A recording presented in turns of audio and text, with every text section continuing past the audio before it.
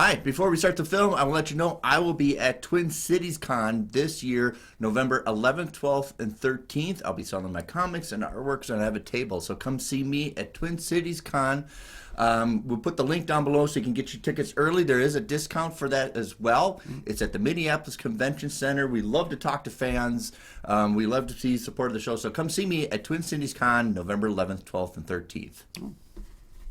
Now for the episode.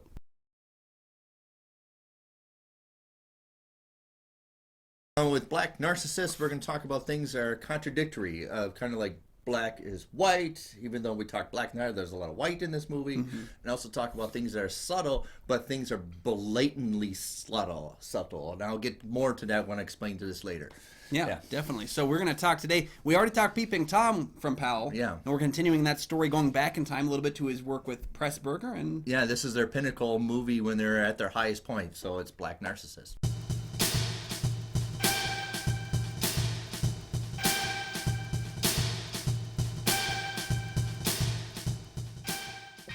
welcome back to the show. I'm one of your hosts, Kyle Goethe from GoatFilmReviews.com. Hi, everybody. I'm Nick from the St. Paul Filmcast. Thanks for finding us. Thanks for watching. And for our loyal fans, thank you for continuing to support the show. You can follow the show on Twitter and on Instagram. Yes, we do have a Patreon. Check that out for some great deals, for some ideas for movies we'll talk about in the future.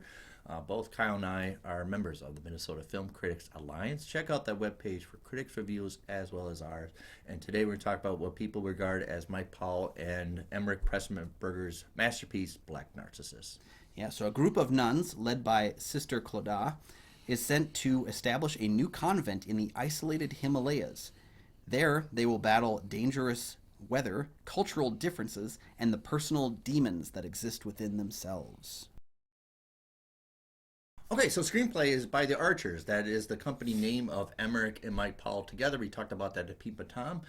They both collaborated on this movie. It's based on the book by Rumer Godden. I think it has the same title, right? I believe so. In fact, it was actually adapted again into a 2020 BBC miniseries called Black Narcissus. And the title refers to a fragrance that was made, I think, by Chantel, which is Narcissus Noir, which is French. Maybe she's born with it. Maybe it's Narcissus. Narcissus. I think another component is the trilogy of this, because you have Mike Powell and Emmerich working together, but when you attach the cinematographer Jack Cardiff, you get wonderful understanding. I think it's a nice trilogy pieced together to get a good film. Oh, yeah.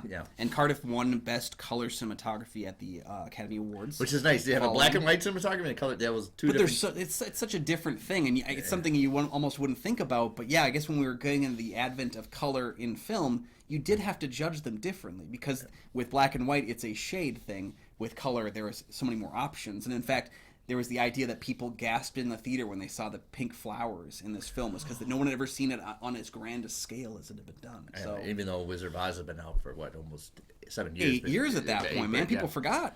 So Jack Cardiff is one of the staples of not really inventing things, but really challenging yourself to do it. I think it's especially late 40s to do something like this in Technicolor, which is a very tedious process, but also doing a lot matte painting background. You didn't have the computerized technology we have now, so what they do is they do a matte painting background. I mean, Star Wars still did that, and Return of the Jedi still did matte paintings. So you have that forefront and the background painted, but you can still kind of tell now it's like, oh, that's a painted sky, because it's not really moving. But I think it's one of those things you don't notice until someone tells you, though. Yes! Like, because I watched the Turner Classic Movies thing that aired before watching this film on HBO, and that was the whole thing, was they talked about how they'd never even shot in the Himalayas. That was all done on studio. Yeah. And when you hear that, it's kind of like breaking a glass ceiling, where you're like, oh my gosh, now I'll never not see it that way. But Jack had an interesting career, not only because he would work on another project with Powell and Pressburger, which is The Red Shoes.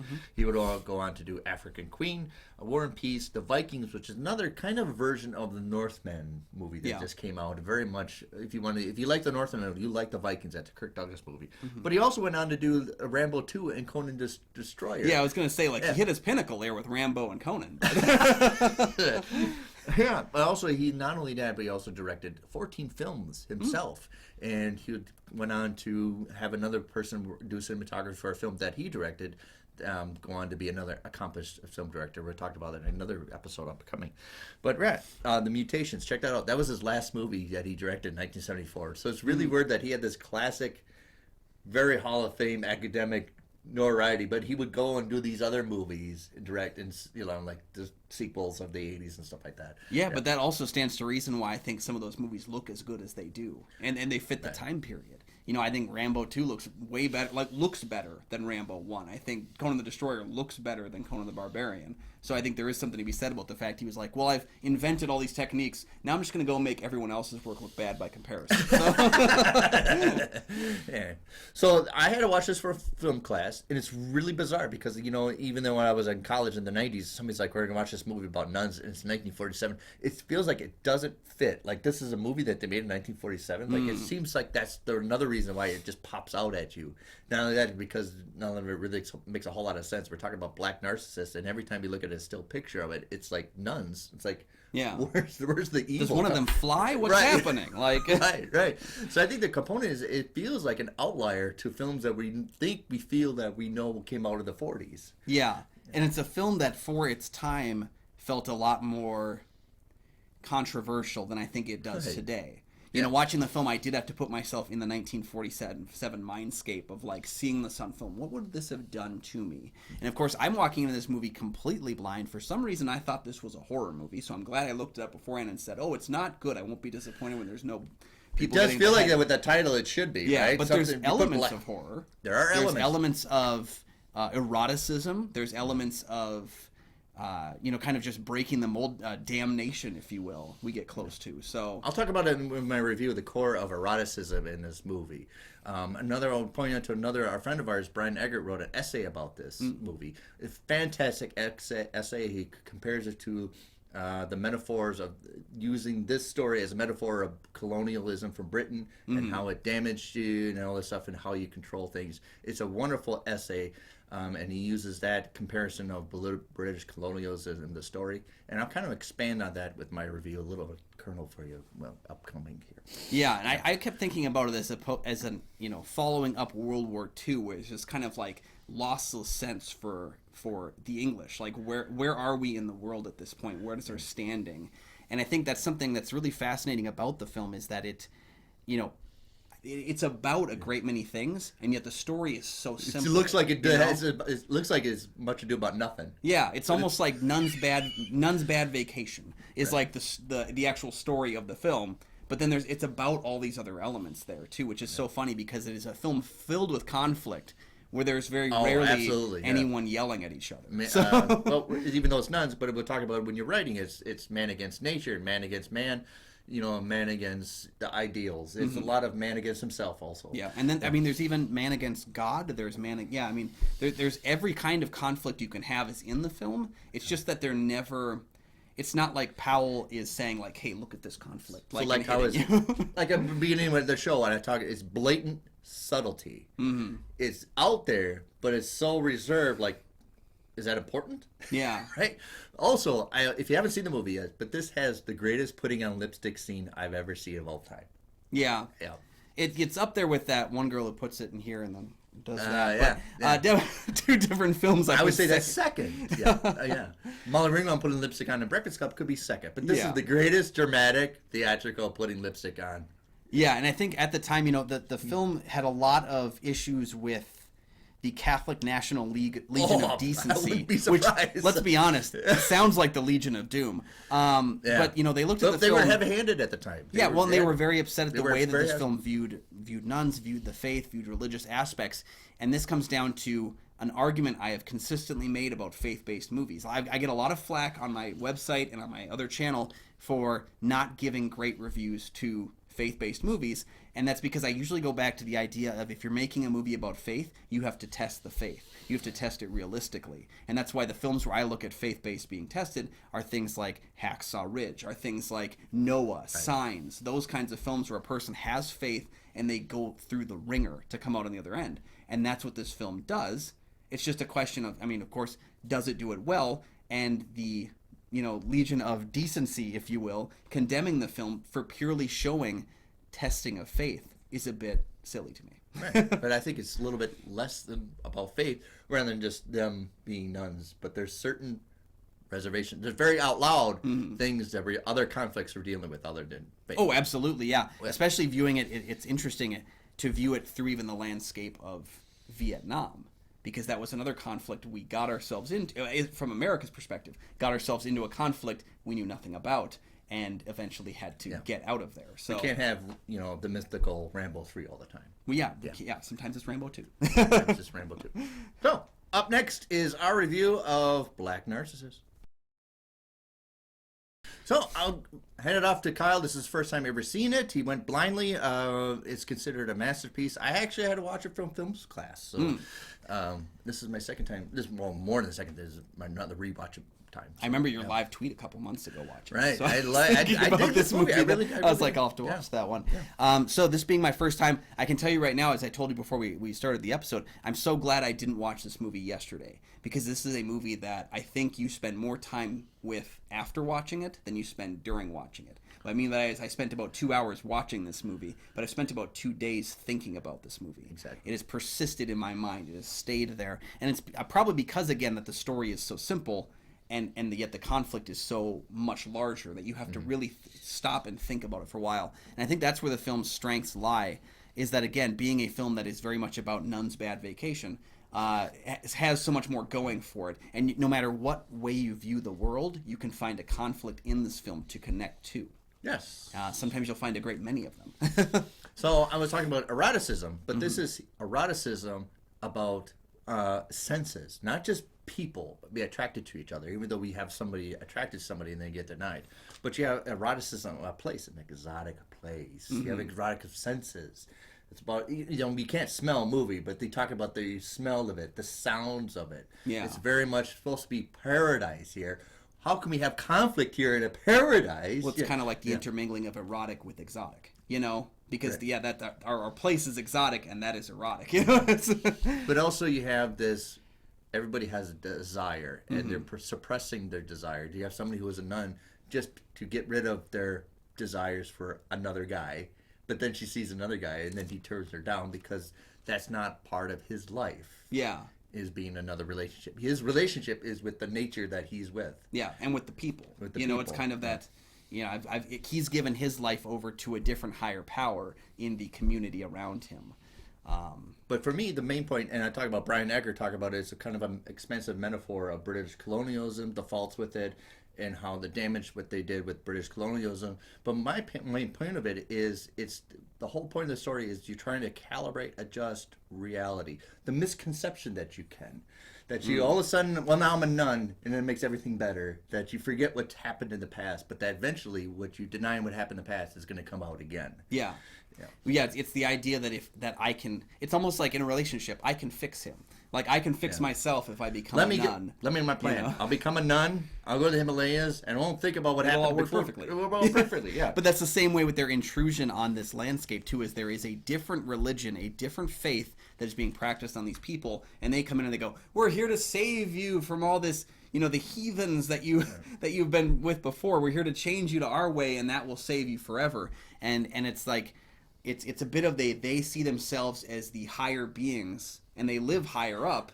But then there's also this holy man who lives even higher up than they are. On their property. He was there before they got there, right? Yeah. And he's holy, but get him out of here. But he's above us, and yet we have to break him down in order to instill our own thoughts upon the people. It's again, going into a place. I said we could not handle a culture that we choose not to understand, which is very much what that is, and that's a culture of the group of people living up there, but also just the culture of nuns, the culture of like Sister Ruth, who's very much suppressing, and then you have Sister Clodagh, who's very much driven and just like, I don't want to hear about the faults. We're going ahead. We're going with this. Yeah, I don't want to hear about bad like that.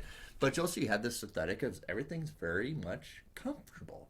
Like everybody's kind of comfortable, but it's that denying of your reality, and you try to build up this perception that everything's okay. It's not okay.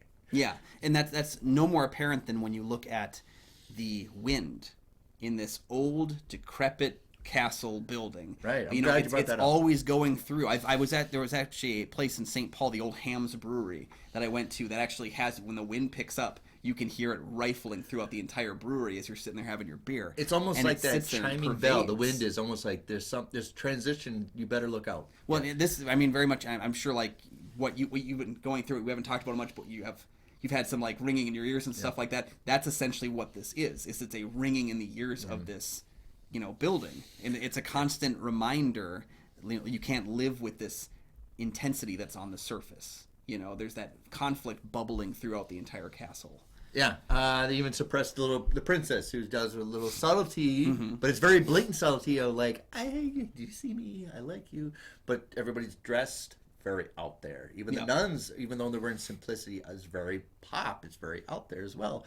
Costuming is very important in this movie, as well as the transition of Sister Ruth's transition. Oh, yeah. Yeah, with the lipstick and everything. So. But even looking at the film through the lens of, I guess I didn't realize that it had been released in a black and white version and a Technicolor version. That'd be interesting to see. I believe Martin Scorsese said that he had seen the film for the first time in black and white. And it wasn't until later in life he saw it in color, and that really like, whoa. But it's interesting to note a film that is so lush and vibrant, and yet we are looking at a white habit on the nuns and a darker skin on the people. So we have a black and white conflict there, but then we have it presented in a Technicolor dream. So it's very cool, the layers of the film that slowly get peeled back.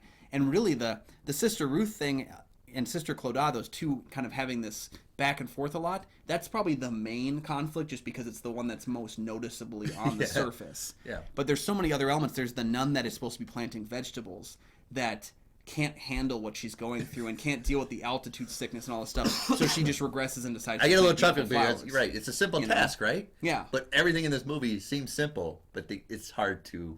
It's an obstacle. Yeah. It's almost. I kept thinking of the Amityville Horror.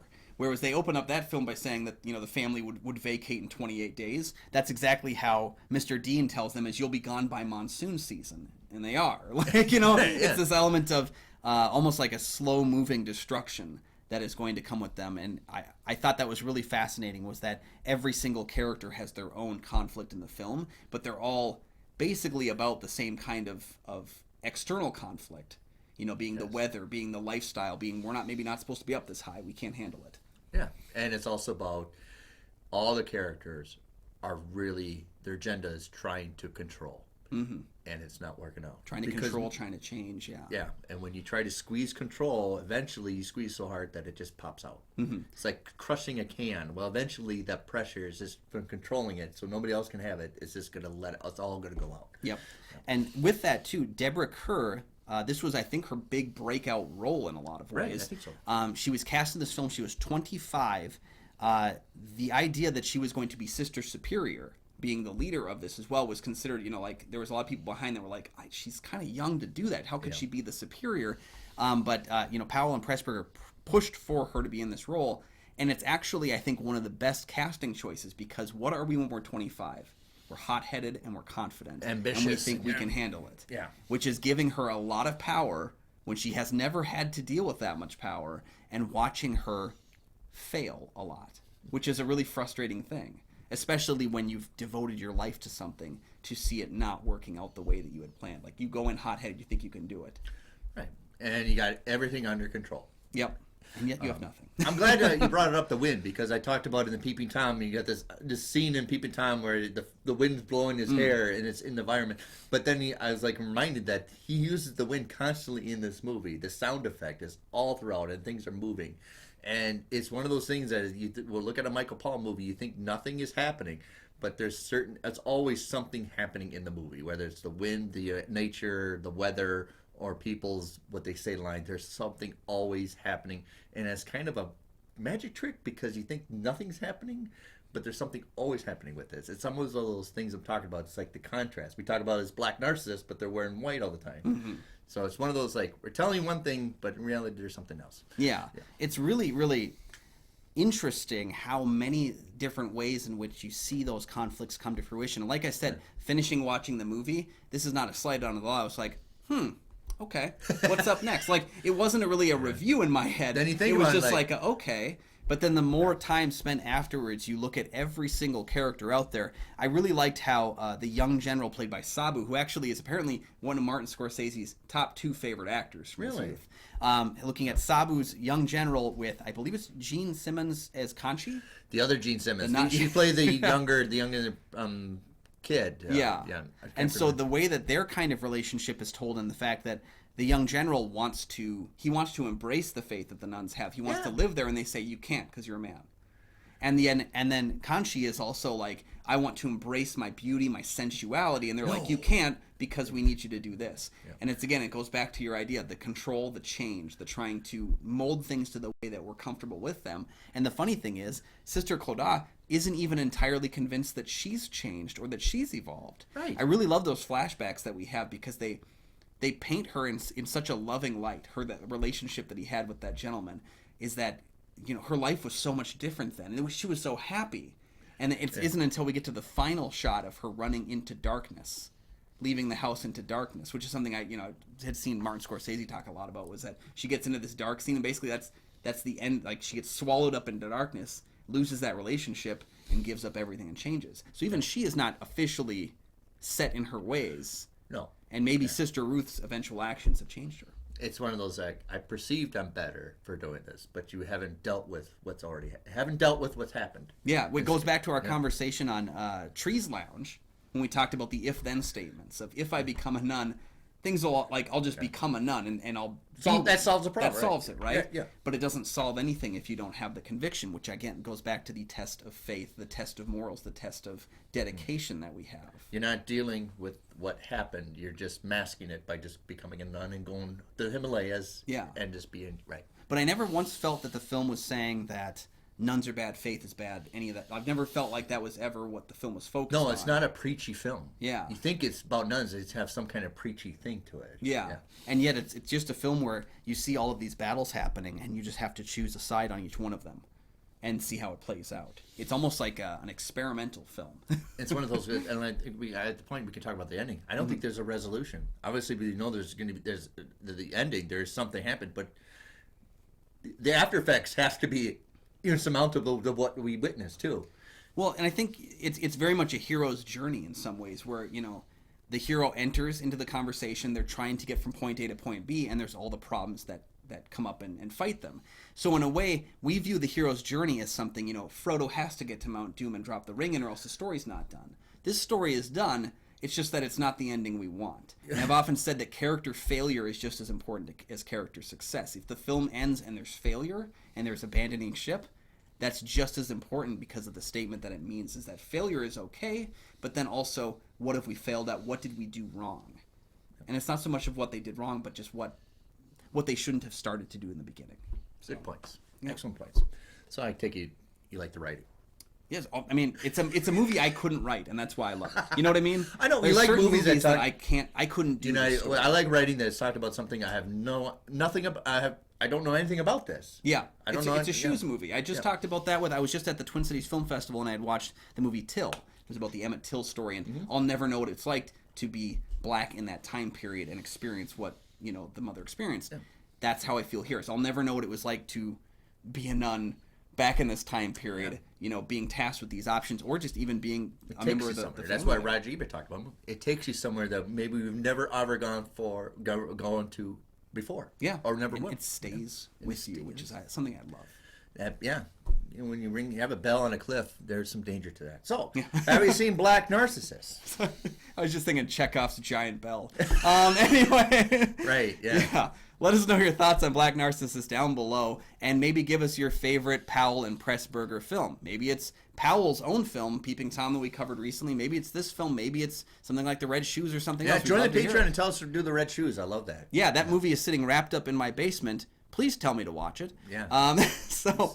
Check out all those options. Make sure that you click like and subscribe too. They do really help the channel. We love when that happens, because it helps to elevate us, and it makes sure you never miss new episodes of the show. Mm-hmm. Yeah. Thank you guys for joining us. You can find all my film reviews over at goatfilmreviews.com. You can find my show, the St. Paul Filmcast, anywhere you find podcasts, and I do like black.